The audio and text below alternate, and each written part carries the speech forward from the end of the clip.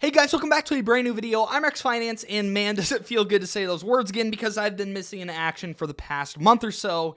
And in today's video, I owe you guys an update on my life, kind of what I've been going through over the past month, the situation my family has been going through over the past month, a lot of different stuff. There's also a good chance I'll start ranting about stock market YouTubers in this video. So pretty much from A to Z, there's just going to be a bunch of different random stuff going on in this video. For those of you that want to listen to me, I appreciate you. For those of you that don't, I appreciate you as well, but I'll see you in the next video, which will be tomorrow, as I'm getting back into the YouTube game now that I am ready to do so. But for those of you that care, basically what happened, and maybe grabbing this monitor behind me would be the best way to do this. Basically what happened is about 3 or 4 weeks ago, a tornado / huge hailstorm walloped my family home. But quite honestly, I don't know if I should even be holding this monitor or not, so I'm going to set this down quick. So I'll probably have some pictures up on the screen right now-ish in the video that you guys can look at, but you can literally see that my recording studio, where I record from at home, the windows got busted out in it. There are tree branches and leaves literally inside my house, my recording studio. Hailstones are just all around in this room. There are still shards of glass in this wall from the window busting out. It was baseball-sized hail, tremendous winds, just incredible. And the worst part of all is my family. I'm a fourth-generation farmer, basically. I come from a farm family. We farm just over 7,000 acres, I think, is the correct amount, which for my area is, a fair amount of acres. And for the most part, all of those acres, as a result of the storm, got decimated, like non-existent. You couldn't even tell we had planted anything. We went from corn being as tall basically from the ground up to your kneecap to it just being sawed off and shredded. Like there was no sign of life at all in basically any of our fields. So that's the main reason I've been away, is I normally don't help out on the farm all that much because I have my own gig, my own business here on YouTube, but just because I come from that farm family with that background, I kind of felt obligated isn't the word, but I felt that the right thing to do would be to help my family recover, the family business recover from that. So I lent my helping hands out to help replant a lot of different crops. The good news is that all of our crops, all of our acres that we farm are insured. So, ultimately, hopefully we'll come out just as good, maybe even better than a normal year, thanks to the insurance money plus the replanted crops. But that really kind of brought me back down to ground zero. In my lifetime, that's happened to me a lot, where I feel like I've started to get on top of the world, that I have things figured out, and then the next day I quickly get humbled. It quite honestly was the most insane thing that I've experienced in my lifetime. It was a once-in-a-lifetime storm. But the bottom line is I am extremely blessed to have a roof still over my head. I'm extremely blessed to still be alive, for that matter of fact. I'm still sitting in this recording studio. Sure, we had to do a lot of repairs. My microphone got thrown on the floor and it broke. My camera light stand broke. My camera got beat up. My laptop that I'm using to record this video, it has dents and scratches in it.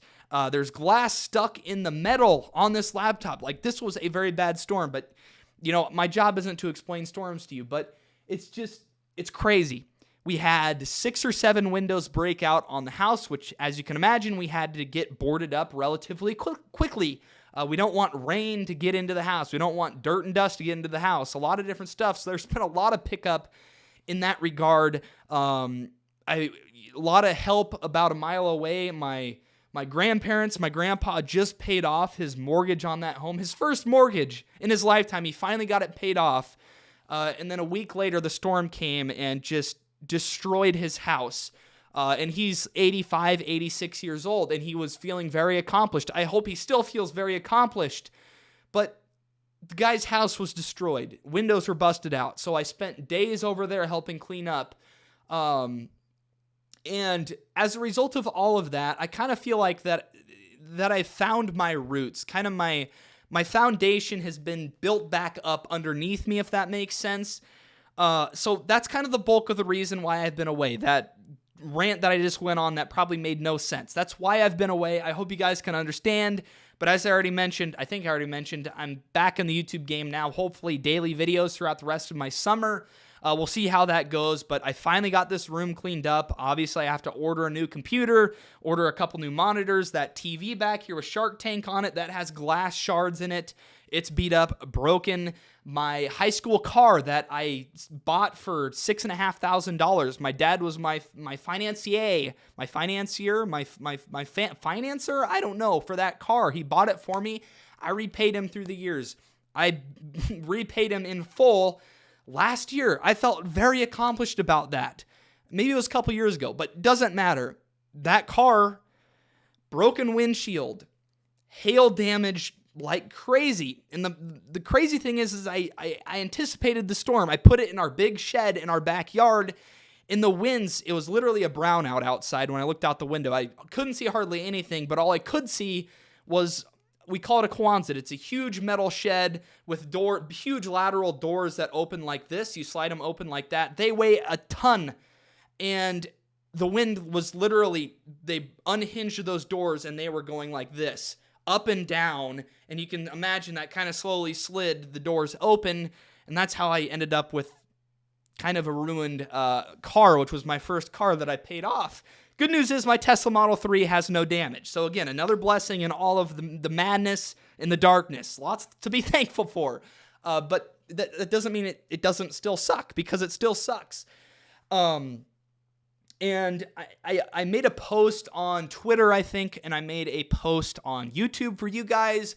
I don't think all of you saw, I know not all of you saw that post, and that's why I apologize for being away for so long. I owe you guys an update video. It's a matter of fact. But I got hundreds of nice comments, hundreds of great comments, which is why I love this community that I've built here on YouTube. And it's not just me that's built this community. It's you guys that are spreading the word about my channel and about my community, about my Discord server, all of those things. I thank you so much. I owe you the world for everything you've given me,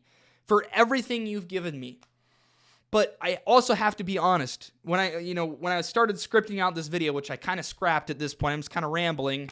I told myself that I was going to be honest in this video. And my honesty here, it's going to be hard for me to admit, because I don't like to appear weak to other people. It's one of my flaws. I don't like to reach out for help. I don't like to, just like I said, appear weak to others. And I like to be strong. I like to be that rock and that foundation for other people. They can come to my channel and smile watching my videos. I improve their day. Whatever it is, I just want to be a shining light in this dark world. And that's why I hate being vulnerable. I think that's the best way to put it. I hate being vulnerable. And like I said, hundreds of great comments. But another reason why I've been away is, to be honest with you, I let a couple of comments get to me. This is the YouTube post, and here's one of the pictures that I probably am showing in this video. Leaves, glass everywhere. That's 101 Dalmatians wallpaper. Don't get jealous. But I made this post here, community post, just to update you guys and whatnot.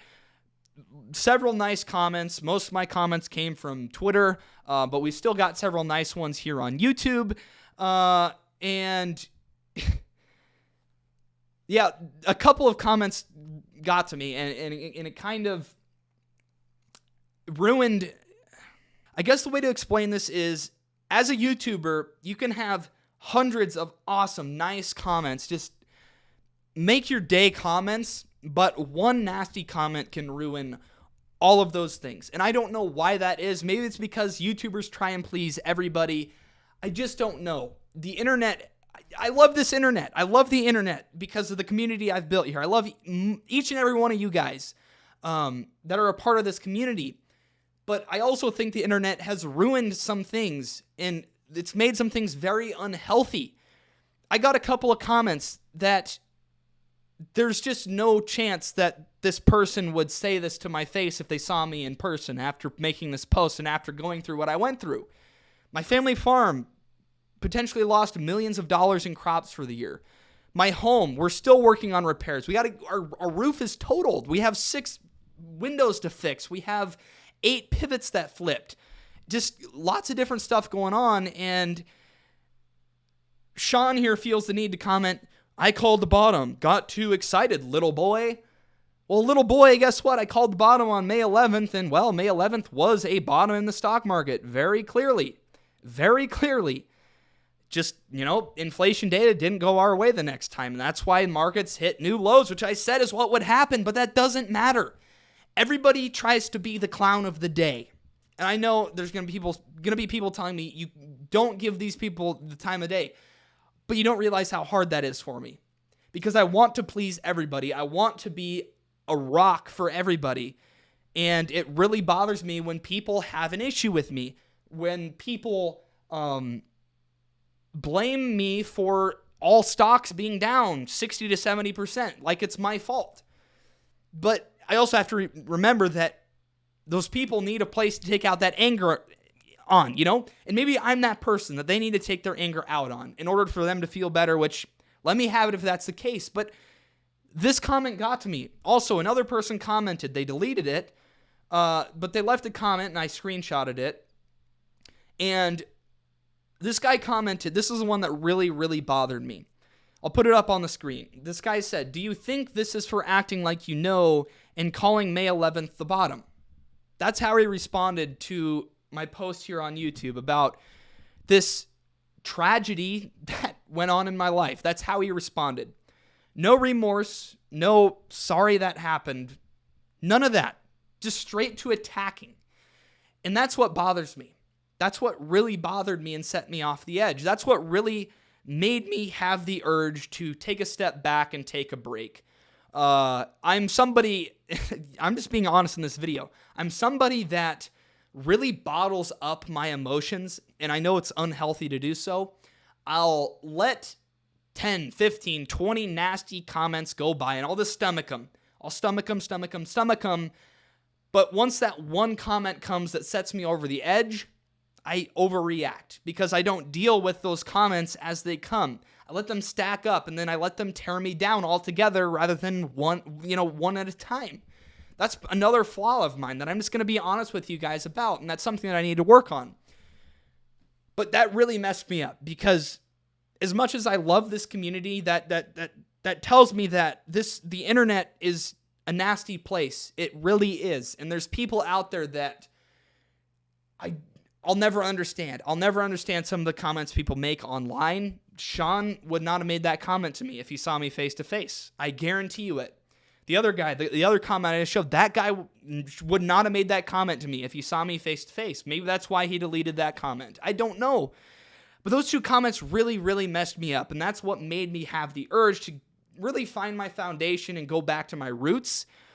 So those are the two main things, the storm and then kind of what the storm caused with those couple of comments out of the hundreds. I know the hundreds of very nice comments that people made to me, but I let those two comments bother me. But I've gotten past that. Now, again, I'm ready to get back into YouTube. Now that I'm back on my firm foundation, all that good stuff. There's also some other stuff going on, though, that has really bothered me. That has really made me feel no incentive to want to make YouTube videos. And Shark Tank just turned off, so let me turn that back on. The other stuff that has really bothered me is what's going on the YouTube platform with other YouTubers in particular. In a way, I kind of just got tired of YouTube finance, the finance space on YouTube. Because as the markets have fallen, as the economy has started to deter and show signs of weakness, a lot of these YouTubers, there's just a lot of different issues that I had. A lot of these YouTubers started promoting their courses 10 times the normal amount that they did when the markets were good because they're so hungry for that cash. A lot of YouTubers started taking more and more sponsorships, maybe even sponsorships with companies that they don't even believe in. That they're basically taking advantage of the community that they were given, that you guys gave them. They're taking advantage of you guys by trying to get you to buy something to line their pockets with money, and that something is typically something that YouTuber doesn't even use and doesn't really even stand by. That really bothers me. That's another thing that really upsets me when YouTubers try and exploit their community, exploit their blessings that they've been given, exploit the community that has given them everything. They're trying to run their community's pockets dry while loading up their own pockets. And that really, really bothers me and sets me off the edge. That's just another thing that I've seen that's been going on that really, really bothers me. With the big YouTubers, I can't get through a video without them mentioning their programs, their courses, their books, their whatever, several times in the video. And then we have all of these different feuds between YouTubers going on. Some YouTubers on one hand saying, oh, I called it. I knew the stock market would go down. Haha, loser. You suck at stock picking. You don't know what you're doing. You don't know how to read balance sheets. I got it right. I didn't buy these stocks that went bankrupt. Haha, loser, loser, loser, loser. That also bothers me a lot. That bothers me so dang much because it's always those YouTubers. It's always the people that act like they are perfect, that act like they know everything, that are the worst and that know the least. It's those people that are not honest. It is those people, not the people out there showing you their portfolio, talking about how their stocks have gone down significantly, admitting that and being honest with their community. It's not those people. It's the other people saying, oh, I knew that this stock was going to go bankrupt. I knew that the stock was going to go down 70, 80, 90, 95%. You know what I say? Bull crap. Bull crap to those YouTubers, because those other YouTubers, if they truly knew that those stocks were going to go down 80, 90, 95%, would have been calling that out when stocks were at all-time highs. But you know what? None of those YouTubers are doing that. They are purely grading others and giving others crap based purely on hindsight, based purely on what nobody knew was going to happen. That's what they're judging other YouTubers off of, and they're trying to gain an audience by doing so. You know, matter of fact is, Warren Buffett has made bad investments in his career. He has. He was late to the tech. He was late to Apple and Amazon. He was late. He made bad investing decisions when it comes to technology because he didn't understand it. He's still the greatest investor of all time. One company, one mistake, judging a YouTuber or an investor based on 12 months, 6 months, not appropriate in my opinion. You can judge an investor based off of a 5 to 10 year time span, and that is it. Because the bottom line is, companies can be doing extraordinarily well while the stock market is doing extraordinarily bad. There are times when stock prices completely separate themselves from company fundamentals, whether that's on the upside or the downside, but that is where the opportunity lies for investors, whether that's via short selling an overblown, overvalued company, or whether that's buying an undervalued company. It works both ways. So I am tired of the YouTubers on this platform, and you probably know who I'm talking about, giving another YouTuber crap for one stock going bankrupt. They weren't saying jack crap 6 months ago, 12 months ago about how this company was going to go bankrupt. They're taking what has culminated, what has happened, and saying, oh, I knew that all along. I knew that was going to happen. That's like saying, oh, I knew COVID was going to happen in 2020. Why didn't people prepare better? I knew that was going to happen. I was ready. Why weren't others? Why not? That's exactly what it is. And it bothers me. It bothers me. And those are the people that are getting views right now. The people calling out the other investors on this YouTube platform. Those are the people getting views right now. But trust me. I may be young, but this ain't my first rodeo. I maybe have been gone for 4 weeks and I may have aged 20 years in that time span. But things are going to reverse. Things will reverse. If you are buying good companies with good fundamentals that are undervalued right now, let the peanut gallery laugh at you. Let the peanut gallery make fun of you right now. Because guess what? We're going to have the last laugh. Anyways, I think that's pretty much everything that I wanted to talk about in this video. I told you there was a chance I was going to get into a rant, and I did. I'm like sweating. You can tell how much this stuff works me up. I know not every one of you guys is going to agree with me on this. Just take me at my word, though. Anybody that is acting like they know everything and they have everything figured out are the people that you do not want to be listening to. You want to be listening to the people that have made mistakes, they learn from those mistakes, and they're honest about their mistakes. Those are the people you want to follow on YouTube, and I hope that I give that impression, that I am one of those people. But if you don't think I am, unsubscribe. Hit the dislike button, please, so that other people don't follow my channel. I ask you that honestly and humbly. Please do that. And tell me in the comment section below what I can do better to be a better representative of that, what I just laid out. But anyways, I just want to highlight one more time. I've found my firm foundation. I've regrown my roots.